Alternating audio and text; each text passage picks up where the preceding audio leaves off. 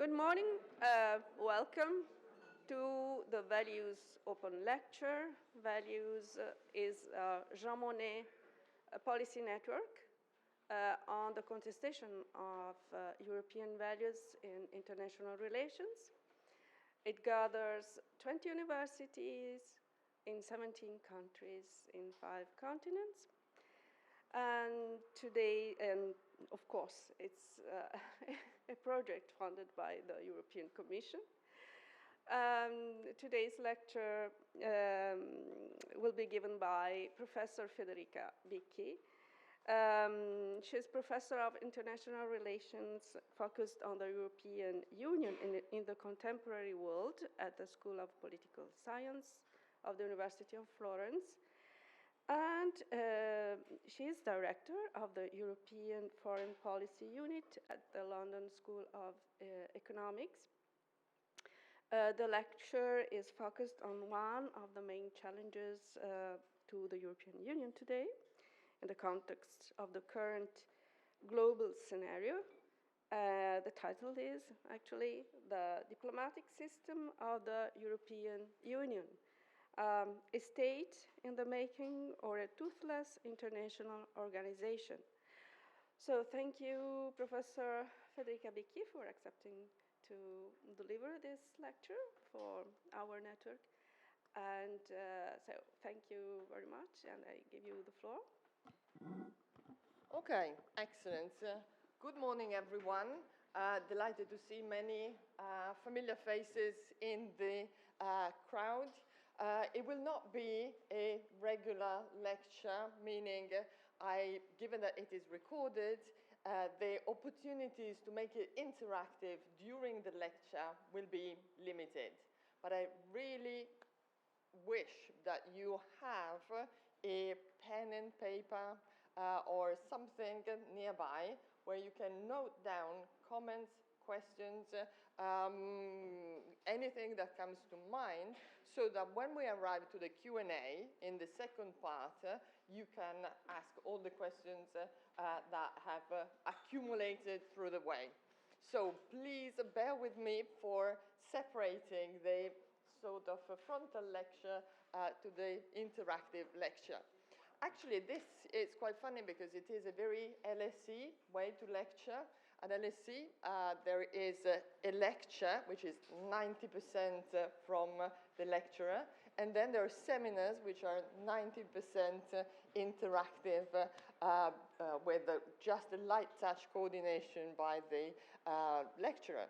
So we're going to use this format today, and hopefully the registration will be the better for it.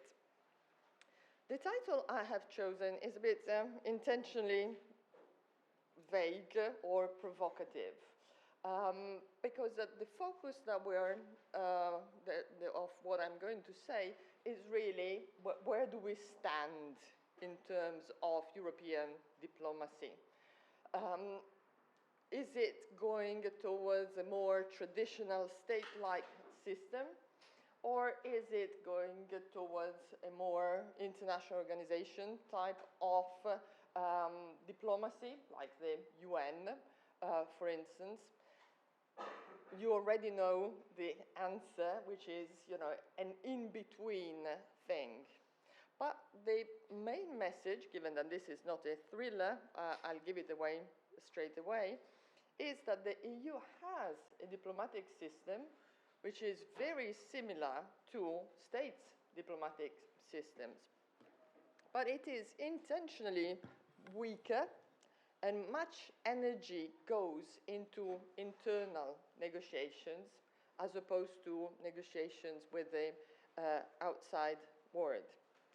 As this could look like a sort of a damning accusation that the EU is weak, I would like to stress from the start that actually it is quite useful that the EU has this diplomatic system that is able to an extent, coordinate member states' foreign policies. How am I going to, first, to get rid of these chairs, because, I'm going to fall on one of them, thank you. The way I'm going to show this is by looking very quickly at the definition of diplomacy. There is a variety of students here, so some might be more familiar with the concept, others might be less. Then I'm going to look at 4 key aspects of diplomacy and how the EU fares in relations to these broad aspects of diplomacy. Then I'm going to zoom in on 2 practical tasks of diplomacy and how the EU diplomatic system accomplishes them. And then I'm going to finish by looking at what does it all mean. In English, often this is rendered with the expression with European diplomacy. Where is European diplomacy going? But at the end, I'll try to bring it together and give my impression of where we stand. As everything related to the European Union or to politics nowadays, my opinion is nearly as good as anybody's opinion, because things are very much changing, especially since the beginning of the Trump administration.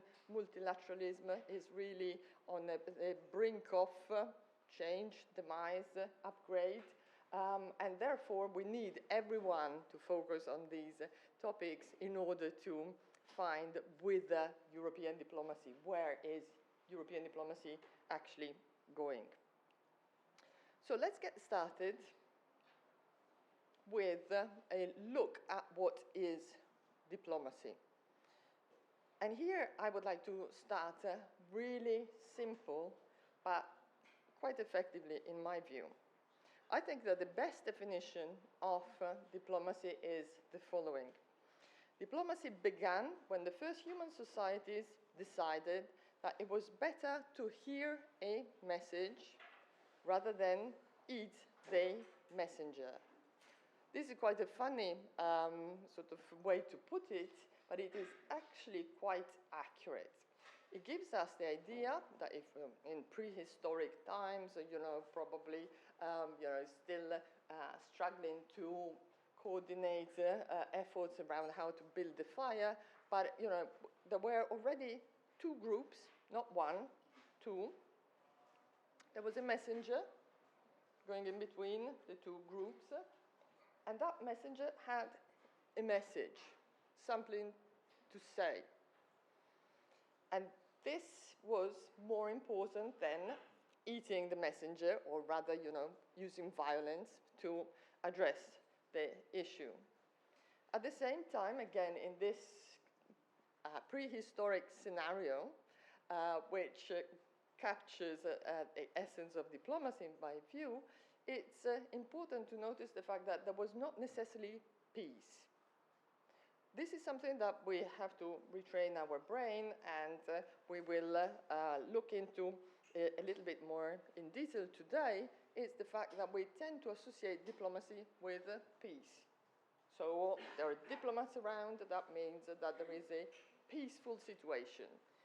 In a way, this is not necessarily true. I mean, if there is a tension between the 2 groups, it's not necessarily peace that the diplomats are conducting or pursuing. So bear in mind this definition, okay? When the first human societies, in the plural, decided that it was better to hear a message than eat the messenger.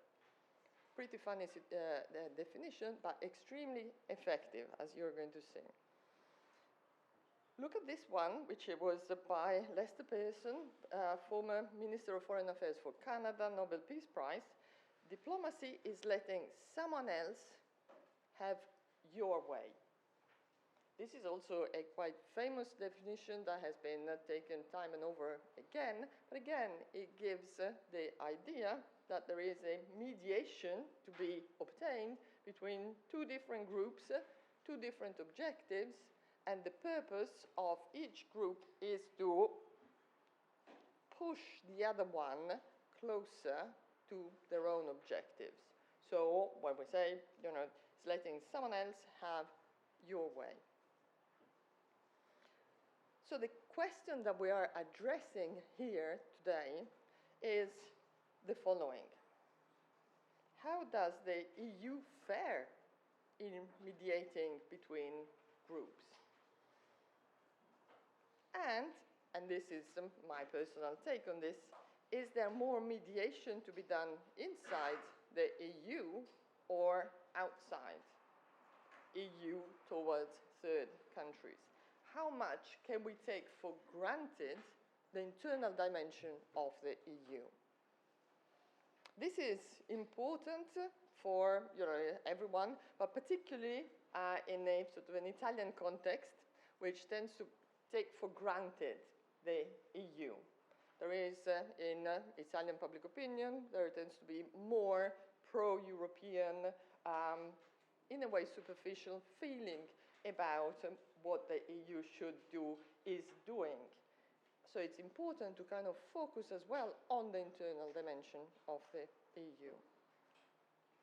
To put it again with a bit of a joke, but not so much of a joke, we can go back to the famous question that Kissinger asked in the early 1970s when the European member states were trying to coordinate and cooperate on matters of foreign affairs. And he said, who do I call when I want to talk to Europe? Which, again, a provocative question that was sort of meant to raise the issue, but also a practical question. He picks up the phone, wants to talk to Europe. Who is the person representing Europe? And this question, as we are going to see, is still very much with us today, because we have, obviously, Ursula von der Leyen, we have Kaja Kallas, we have also very much Macron or other political leaders that you can think of. And therefore, if Kissinger were to, by some miraculous comeback, come back today, 50 years after he asked this question, we would still be slightly struggling to say, okay, this is the person, this is the phone number, this is the European representative. So let me dive into, a little bit more scientifically, but not so much, the 4 dimensions of diplomacy that I would like to highlight here. The first one is negotiation. And again, we go back to the 2 prehistoric groups not eating the messenger, but diplomacy is the management of international relations by negotiation. To put it differently, institutionalized mediation between polities, or with more of an emphasis on communication, a form of global communication. You see that in a way, the science, the academic approach, the scientific take, says with in nicer words the issue about not eating the messenger. So we are very much about the negotiation, the mediation, the message, the communication. So a first key dimension is this one, the negotiation. A second key dimension is the issue of borders. Diplomacy is exercised across borders by states and international actors more generally. This is something that with the foreign policy analysis students, we have looked into the sort of how much it is the state, how much can be other actors as well. Traditionally, it is the state, but more and more international organizations, international actors are coming to the fore. But the thing here that I would like to stress is the fact that when we talk about 2 groups, 2 or more groups, what has come to characterize these groups is the fact that they're divided by a border. If we go back to prehistoric times, there were no borders in the way that we conceive them, but there was still a sort of a territorial dimension. But today, it's very much about borders. It is important to remember, however, that these borders are, to an extent, flexible, okay? So that's when we look back at 1989, borders looked extremely different. We had West Germany, East Germany, Czechoslovakia, Soviet Union, plus then the Baltic countries got their own state in 1991. So keep this concept of border in mind, because it's important nowadays. At the same time, it's not sort of the word of God. You know, it's not set in stone. It is one way to organize groups. This is important because, and here I am pushing you into a slightly more sophisticated territory, so bear with me. Diplomacy has also been defined as the mediation of estrangement. What this means is that there are two or more estranged entities, be they states or international organizations, that are not resorting to the use of force. We're going back again to the two groups not eating the messenger, but the interesting thing here is who are these two groups? How are they organized in their daily lives? Their daily lives can be organized around a border, but that border maybe was different in different times. I think of Germany being divided and then reunited. And therefore, mediation has been defined as the mediation of estrangement, of this process of othering, of foreignness, of becoming foreign or becoming domestic. And you can see immediately, because you're all bright students, how the European Union is central to this discussion about estrangement or reapproachment, foreigning or othering or reapproaching. Notice that diplomacy is actually undergoing a revival. Diplomats used to be sort of a forgotten feature, quite folkloristic in the during the Cold War in particular, when it was all about the big leaders. They're very much to the fore because borders are becoming more important. They're becoming, borders and sovereignty are becoming key issues of international politics. They were more prominent. You hear, you know, any government talking about migration. What is the problem of migration? It's people crossing a border. So the issue is the border, much more than the people, in my view. But the whole thing is about borders and sovereignty, deglobalization, friendshoring. All these issues are playing across borders, and they're, in a way, propelling diplomacy to the front. So there is more need for diplomacy nowadays than there used to be in other times. To go back to the not eating the message, diplomacy is not equivalent of peace. As it was put by Zhu and Lai, diplomacy is the continuation of war with other means. So that there is a clash, two different objectives, but not resorting to violence. Robert Cooper put it quite nicely by saying that soldiers and diplomats are, in the end, trying to do the same thing, to change other people's minds. And both are subject to the same problems, not knowing what is in those minds, nor how they will react when you try to change them. So, you know, we can use violence, we can use persuasion, mediation, but the objective is to change people's minds.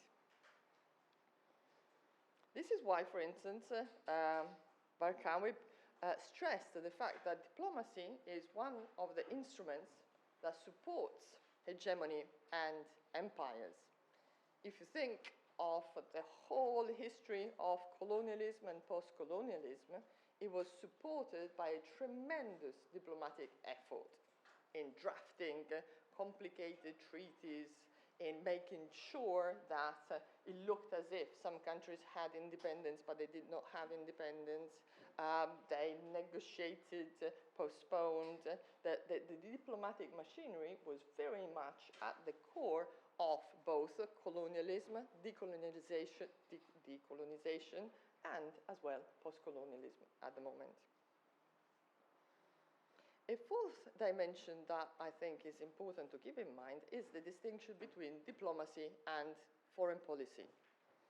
This is something that, for instance, diplomats don't like to hear, but there is a bit of a difference. Meaning, foreign policy sets the objectives.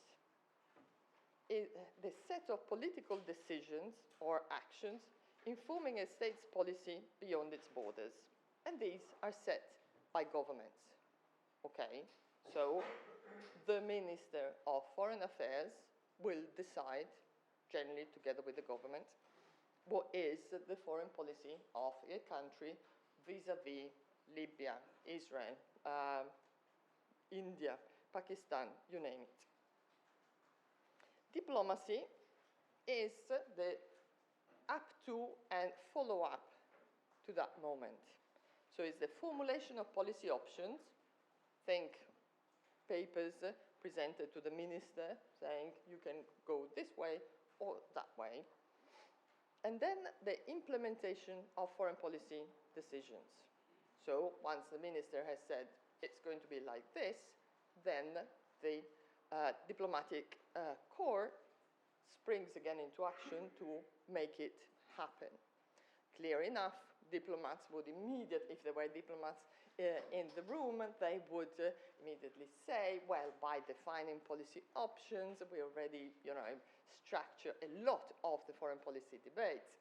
And by implementing, as we have looked, for instance, with the students of the EU in the contemporary world, at implementation stage, you still have a lot of leeway to make this happen or not happen.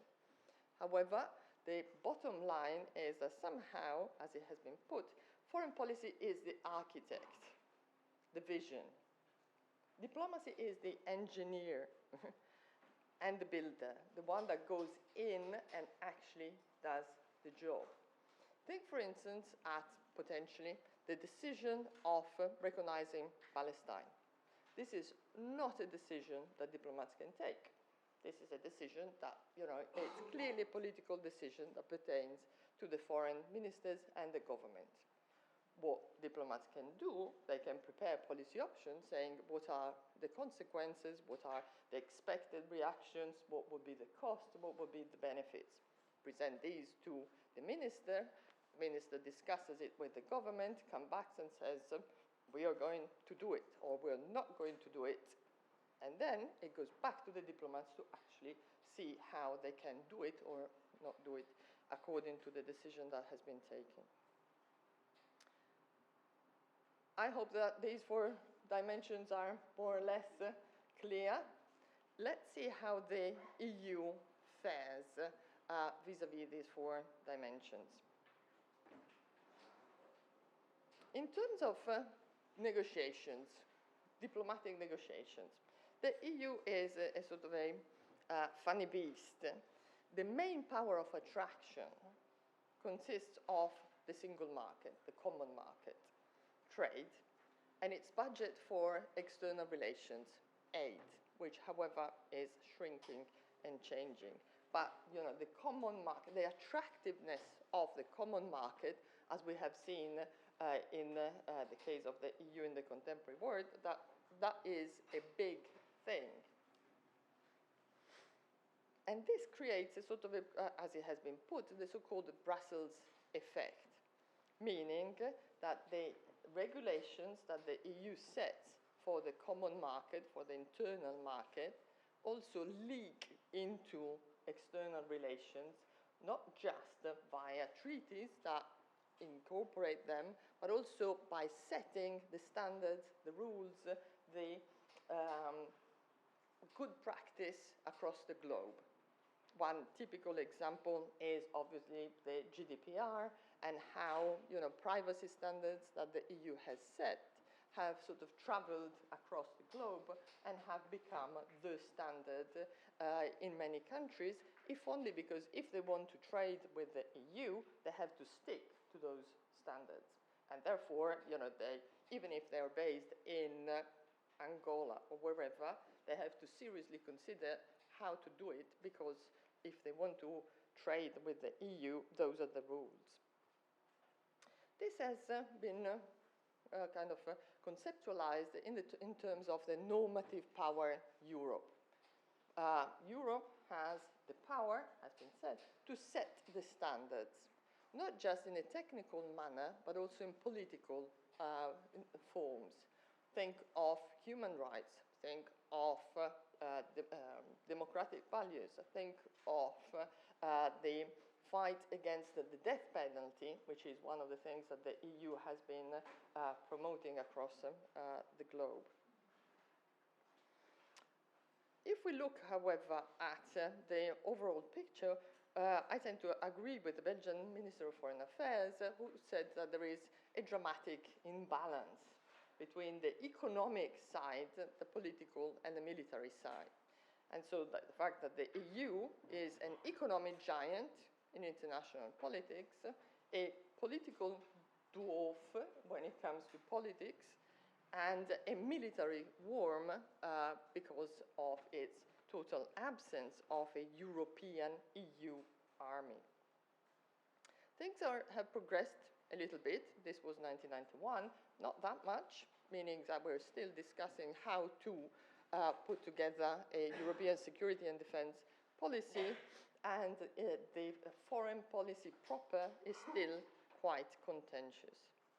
However, in general, despite no real military capabilities, the EU has developed quite a few means to address military issues.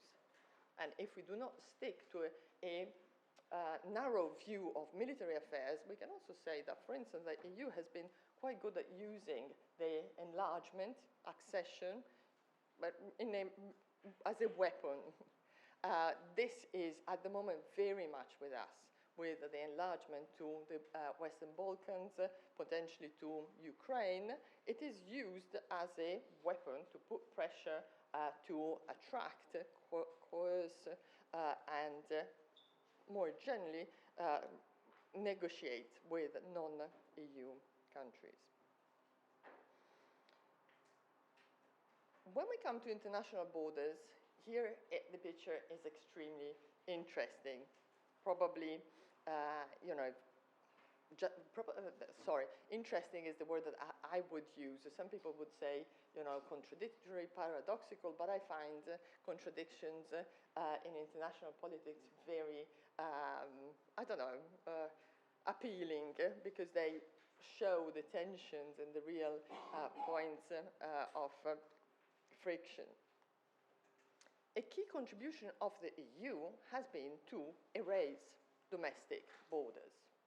If you think about it, we can travel, we can trade, we can roam freely within the EU. And this has been brought to bear, at least for me personally, very clearly with Brexit. I was based in the UK, and slowly, that estrangement process came back. The border that had been almost nearly erased came back. Both physically, so that if you wanted to cross in Calais, all of a sudden there were long queues of cars because you had to check all the documents. Economically, in terms of import-export, politically, in the type of issues that the British people now discuss, for instance, being much closer to the US than previously. But if we look at the EU, 27 member states, this is a huge accomplishment. It is probably something that all the people in the audience can appreciate better than younger people. And in a way, my wish is that younger people will never have to experience the coming back of borders, the limitation of freedom to travel, roam freely, and dialogue with other people. The thing is that this does not happen by chance. The EU diplomatic system continues to negotiate both internally and externally. It is much more successful internally than externally. But the result is that even staying still can be quite an achievement. Very often, the EU is accused of not doing anything. What is the EU doing vis-à-vis, for instance, the authoritarian slide in Tunisia? What is the EU doing vis-à-vis what is happening in Gaza? What is the EU doing vis-à-vis India, Pakistan? You open the newspaper and you say, so, and where is the EU?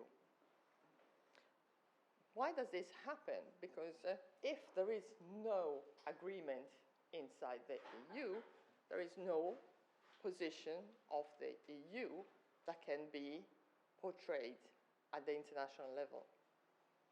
So all the effort goes in the attempt to reconcile the internal position. And if this leads us somewhere, then we have an external position. If it doesn't, and often it doesn't, on the most difficult aspects, it does not, obviously, we see limitations. At times it does beautifully. Think, for instance, of how solid was the coherent position vis-à-vis the UK. At the moment, vis-à-vis the US, vis-à-vis Russia. We have some magnificent examples of strong, solid European cooperation based on successful internal negotiations. But if these internal negotiations do not succeed, if in a way the messenger keeps going back and forth, there is not enough energy and message to send outside.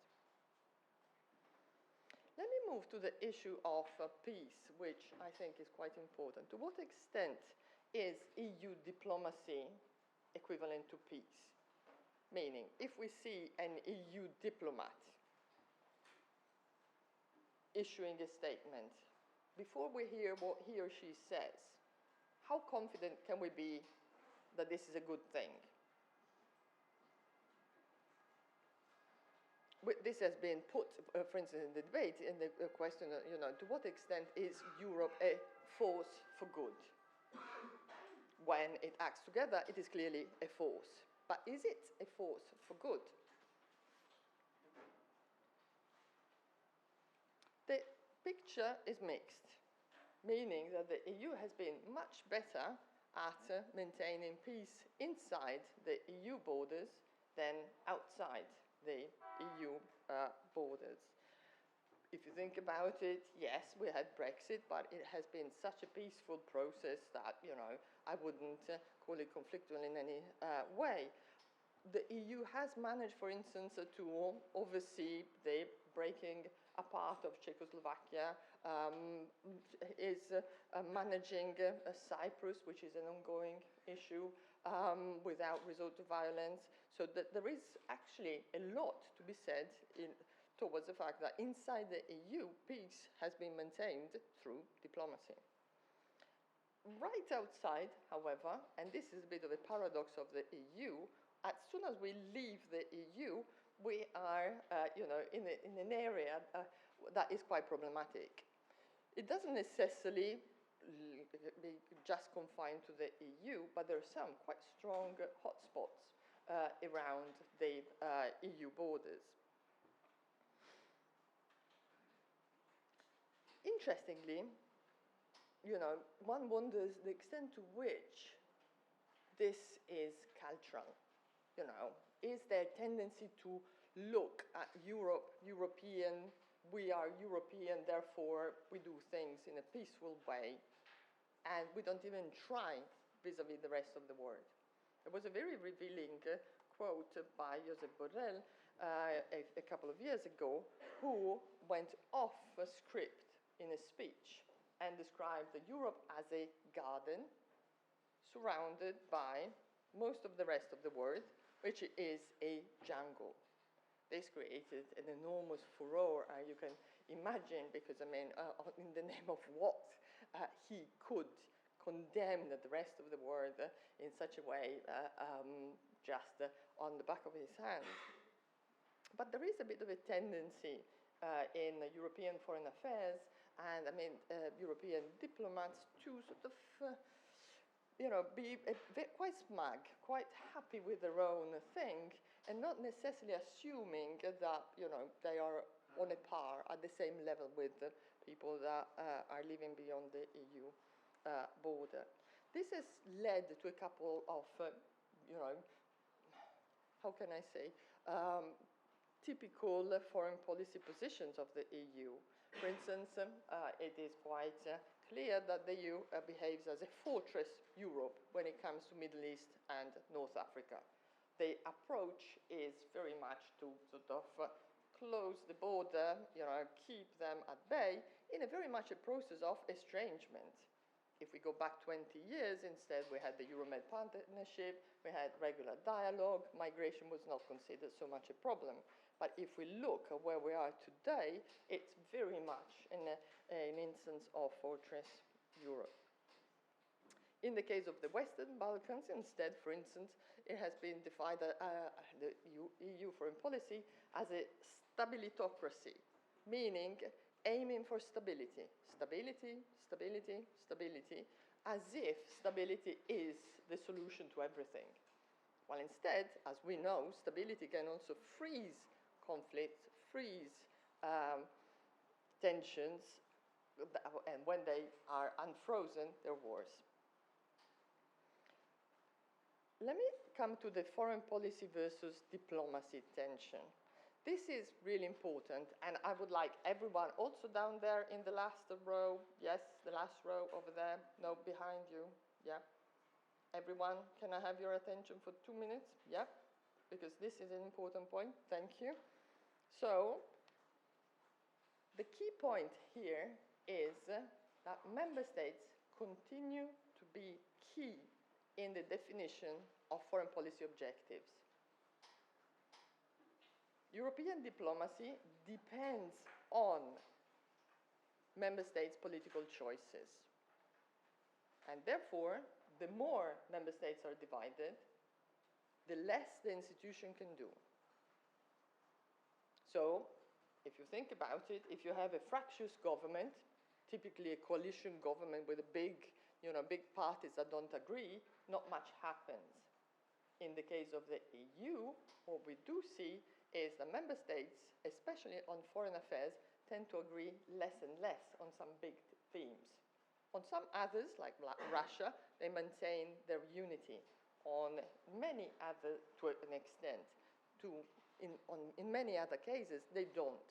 And therefore, this tension means that the EU diplomats press the papers, prepare the options, but then not much happens. So let me sort of take a kind of recap of these four dimensions. In a way, it is a mixed picture, as I mentioned at the very start. On the capacity to negotiate and mediate, we have a mixed picture, meaning that it is excellent in external economic relations, because the attraction of the common market means that third countries want to negotiate with the EU. Variable in foreign policy because of the institutional setting, and very limited in military affairs, as we are discussing at the moment. In terms of the capacity to cross borders, to send that message across, it's excellent inside the EU, a bit less good in terms of the external border. To what extent is Europe a force for good? Often not as good as we tend to assume, and not necessarily as peaceful as we would like it to be. But maybe it is the best of the possible world. These are all points that I really am putting up for the debate afterwards. Where we do see a big gap is in the coordination between the diplomatic system and the foreign policy ministers.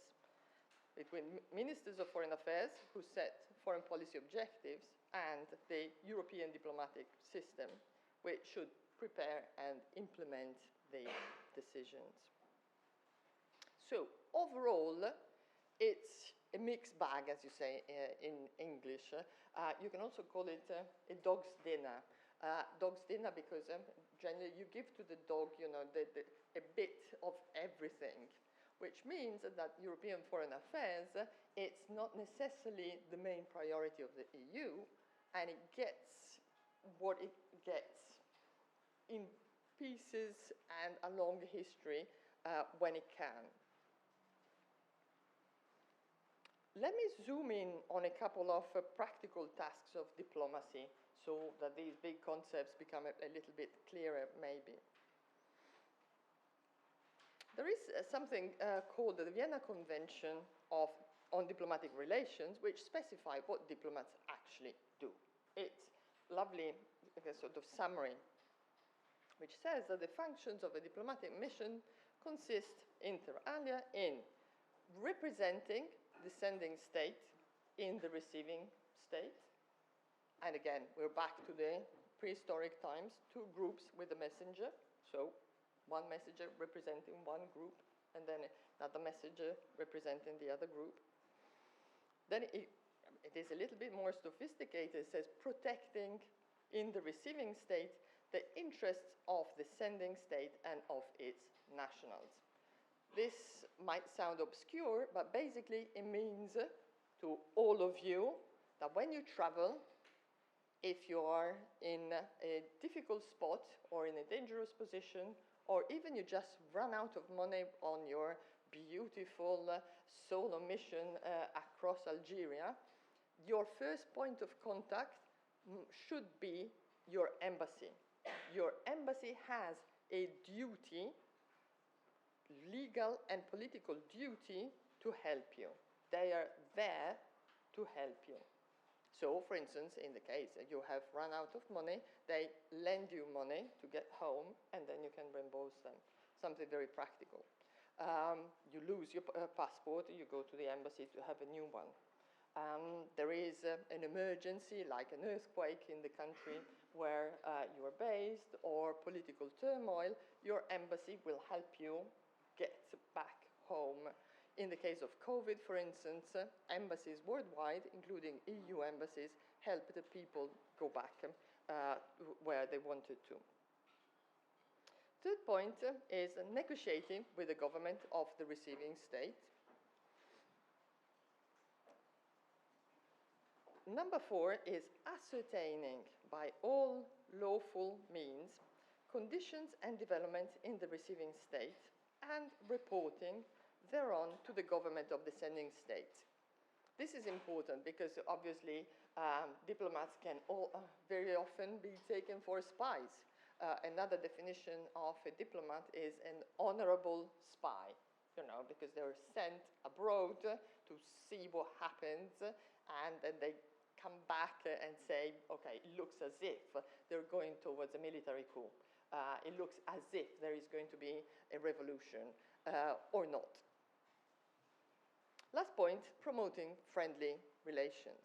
See how the good-bad spin comes in. I would like to zoom in on 2 points here. The first one is representing the sending state in the receiving state and information gathering. Representing is quite an interesting one because the messenger, going in between the two groups, represents the sending entity to the receiving entity. And for this, they tend to receive what is called a diplomatic passport, so that they can travel much more freely than other people. They have a bag where they can put secret documents and so on and so forth. Because the whole point of diplomacy is to have this messenger that goes in between and shuttles between the receiving and the sending entity, be it state or international actors. And this gives diplomats a special status, diplomatic passports, embassies, and so on and so forth. Notice that This has an additional benefit, meaning the representation as recognition of actors. What does that mean? I know that we are into this lecture. You're beginning to be tired, but I know that you're all smart cookies, so you can follow this point, which is quite a subtle one. You might have you noticed that when diplomats are involved, there are often pictures of people shaking hands, flags, very sort of family pictures where they're all, in the case of the EU, every 5 minutes they have these family pictures where they all take a final picture. You might have noticed that it happens also in other contexts, you know, that the picture. You're all very good, I bet, at taking selfies and posting selfies. And why are you doing that? What is the essence of your selfie Instagram post or the diplomatic tweet about shaking hands? It is a way of saying, I was here, I am here, I did this. In the case of the diplomats, it means my state did this. My state was part of this negotiation. My state was invited at this meeting. My state was part of. And this can also be a political message. Think, for instance, at the fantastic clashes that happened in time about chairs, who sits where. I think it was Erdogan that at one point put, I think, the Israeli minister on a lower chair and took a beautiful picture, you know, where the Israeli minister would be slightly lower than the Turkish president, which, you know, again, sends a message. But the thing is, also, with whom do you shake hands? This is a picture that was taken at the end of the Vietnam War. And it is between the international negotiator on the right and the representative of the Vietnamese Joint Military Commission. What is interesting is that this guy over here, that you might kind of just spot, was the head of the Viet Congs, of the rebels.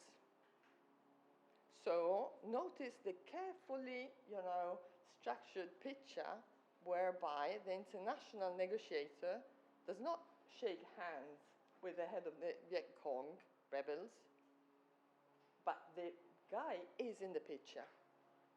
So that it's a diplomatic spectacle whereby some recognition is given also to the Viet Congs. You see how diplomacy, therefore, is you look at the picture and say, the umpteen picture of shaking hands, but in fact is sending a very clear political and military message saying that the Viet Cong were part of the military success, and therefore they earned a place in the picture. They were not, however, shaking hands. In the case of the EU, it creates a tremendous problem, a huge mess. Who shakes hands with whom? It's one of the main problems. The Lisbon Treaty created two innovations. Created a European External Action Service, EAS for short, an EU diplomatic corps composed of officials, also drawn from member states, akin to a small Ministry of Foreign Affairs of Denmark. It also created the High Representative for the Union, of the Union for Foreign Affairs and Security Policy, who is also Vice President of the Commission, akin to a sort of a weak Minister of Foreign Affairs, who heads the EAS and is tasked with external representation. Okay. In my view, in institutional and legal terms, it's a bit like the composition of bread that you buy at the supermarket. The more words you have, the less good it is. You know, when you go beyond the 4 or 5 ingredients, you know, you really should not buy. And in the case of the High Representative, you can see how many words they used to describe the title. Not good. This is Catherine Ashton, the first one, Federica Mogherini, second, Josep Borrell, third, and now we have Kaja Kallas, previously the Prime Minister of Estonia. Overall here, the Lisbon Treaty created a body that is similar to the European Commission, but by definition, less independent and less powerful. As I said, many more words, not that good. If you put a not that good institution next to an established one, like the European Commission, again, not good. The outcome has been messy, because many external competences are still with the European Commission, and the European Commission is not going to give them up. Trade, and think about the economic giant, so this is with the European Commission. Environment, Green Deal, digital affairs, all these issues are still firmly in the hands of the European Commission. And Ursula von der Leyen, who is the president of the European Commission and has been reconfirmed for a second mandate, has started to talk about a geopolitical commission, therefore clearly entering the territory of the European External Action Service. No surprise, therefore, that there is a constant tension between the EAS and the European Commission, because the European Commission is a bit like the Turkish president choosing a higher chair and setting the EAS always on a lower chair. But this makes it difficult to still answer the question that Kissinger asked. So who should Rubio, Secretary of State for the US, who should he call? Ursula von der Leyen or Kaja Kallas? Who is the equivalent?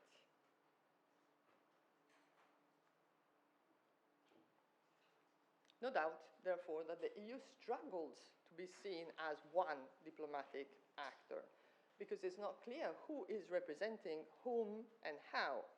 And if we, experts of European affairs, struggle, we can only begin to imagine, outside the EU, how difficult it is to understand who is doing what.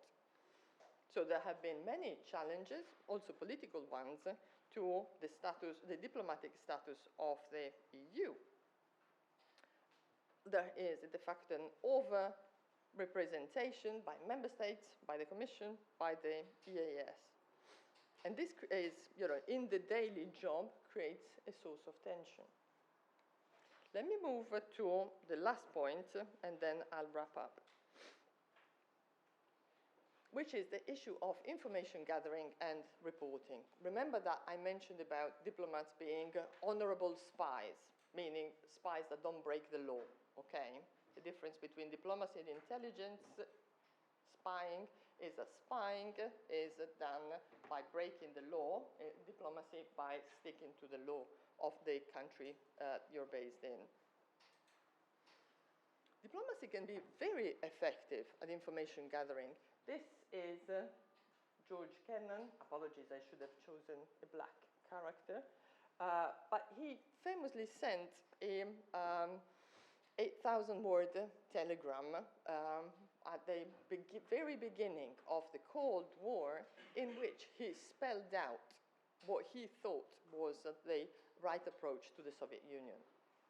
It was,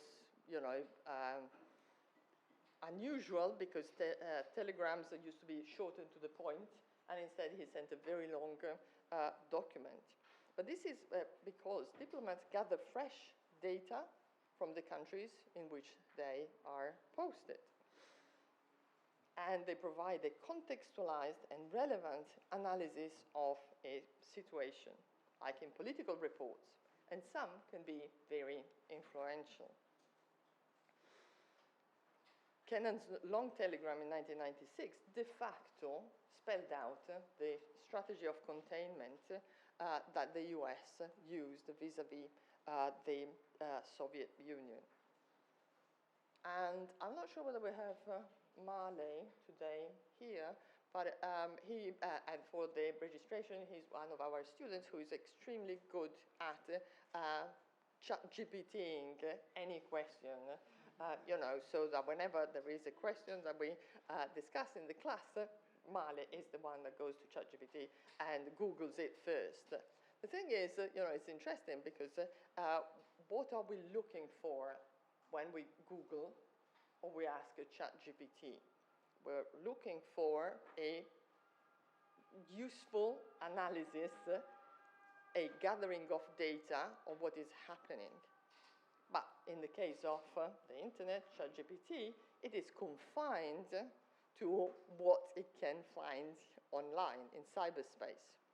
In the case of diplomats, they're sent to the four corners of the globe, and they're meant to look at stuff that is not covered by the internet. And here there is something that I find fascinating. It is a bit of an eye test, but it's not necessary to understand much about from the fact that this first one is the EU delegations, EU embassies across the globe. The EU has 136, if I remember it correctly, 133 embassies across the globe. So it has just a couple less than France, which is number 2, a few less, every other country has fewer. Germany, Italy, Spain, Netherlands, traditionally overreaching vis-a-vis its size, Hungary, and so on and so forth. But you can see how out of 190 countries across the world, many of which are tiny islands, the EU has an incredible network reaching really everywhere. If you were, for instance, to ask, let's imagine that you have been hired by a political consultancy, okay, and you have to write a report about the future of the energy sector, okay, and you have the possibility to ask one of these actors for their views.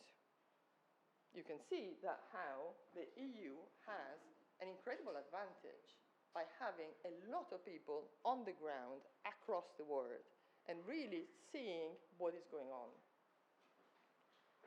The key thing here is, however, it does not translate into action. The EU is not that renowned for being an information hothouse because political initiative rests with member states. What we see, for instance, recently was that Macron calls for the US and the EU to lift the sanctions on Syria. This is clearly a political initiative that is not relying on the EU or leaving room for the EU actors to come up with a position. It just goes straight ahead and says, this is what we should be doing. So let me come to a conclusion. What does it all mean? Or to put it in sort of high English, with European diplomacy. The diplomatic system of the EU has most features of states' diplomatic systems. It also has some extra challenges, like no army, a difficult, messy internal balance among key actors, issues of legitimation. It also has some extra benefits, like the common market, the Brussels effect. These extra benefits, for instance, many countries do not have, not just Luxembourg or Slovenia, but also Poland. I mean, most countries of the world do not have that huge economic tool that is the common market. So in a way, the institutional structure of the EU is viable. It can work. it can deliver useful results. However, the political initiative rests with member states. It needs to be used. And member states increasingly have divergent views and therefore block EU action. I have been using Russia, for instance, as an example of unity, with member states being relatively coherent and cohesive when it comes to the support of Ukraine. However, we know that Hungary is a bit of a weak spot. There is a question mark on the future of Romania, Slovakia, and therefore, the issue is how cohesive this group of countries can be. Still, the EU institutional structure is useful because it avoids any backsliding and contributes to limit the impact of internal borders. So that when we talk about the fact that the EU does not do enough, we have to remember that it also does a lot in terms of limiting the damage. Think, for instance, in the case of Hungary, and what would have happened if there was no European cooperation to keep Hungary in check.